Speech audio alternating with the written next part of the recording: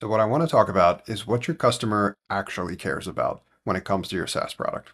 Now, in terms of the experience that I have, I've explored the range of possibilities anywhere from building a solution to a problem that ultimately didn't exist. Not ideal. I don't recommend it, but it sure was great experience. All the way to and through on the extreme opposite end now, before I write any code or build anything related to a new product, I will sell it first. That's right. I will figure out whether or not I could sell it before I build it.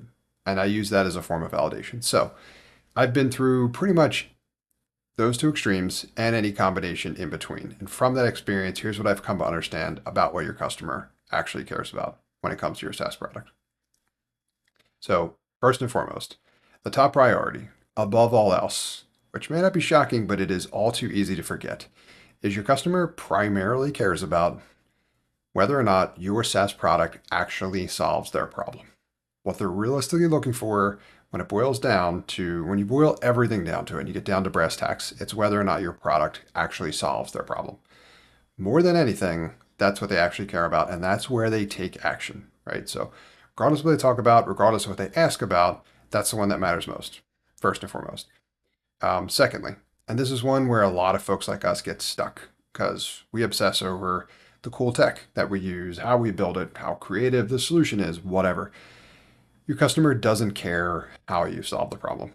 I know that sounds counterintuitive, and it is, but that's been my experience. They largely don't care. We care, but they don't, right? Especially if you have an engineering background, right? We get excited and sometimes passionate about how we solve problems, but your customer doesn't care. What they care about is whether or not your product actually solves the problem. If it does, that's what matters to them. If it solves it well, if it solves it consistently, for the most part, nothing beyond that actually matters. So that's the second one that I wanted to mention. And then the last one, and this one's really important. And this gets into some of the human psychology behind building SaaS products into companies, is your customer, in this case your prospective customer, needs to have a certain element of trust in you in order for them to take the next step and that leap of faith to try your solution to the problem that they're experiencing. So this is where everything else comes into play, right? It's your site, it's the credibility, it's the language you use, it's them understanding and becoming familiar with you and trying to build a form of trust or a relationship with you and your company or your product so that it motivates them to get through any objections they may have or anything that may be giving them pause in terms of taking that next step and ultimately trying your SaaS product to see whether or not it solves their problem. If you can get to that step, that's a really important milestone. So the building trust element, really important as well. So to recap, what your customer cares about most, first and foremost, again, above all else, does your product actually solve their problem? Matters more than anything. Number two, they largely don't care how you solve the problem or the tech that powers the solution, so to speak. And then the third one, ultimately, is that they they need to have a certain element of trust in you. There's a lot of scams out there. There's a lot of noise.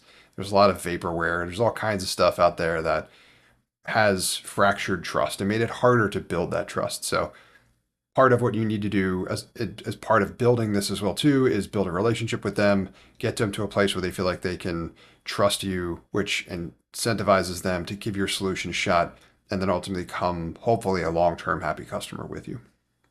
So how do you put this stuff into action? What do next steps look like for you from here?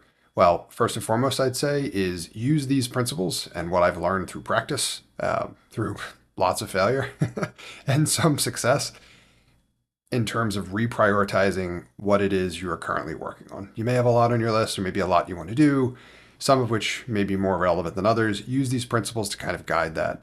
If what you're focusing on currently, assuming you're in that somewhere between that 0 to 1 stage, you should use these guidelines to reprioritize, drop the stuff that doesn't matter, focus on the stuff that does. And then in terms of feedback, I'd love to hear from you always. So if the platform supports it, please leave a comment. If it doesn't, reach out to me or figure a way to reach out to me on bootstrappersparadise.com.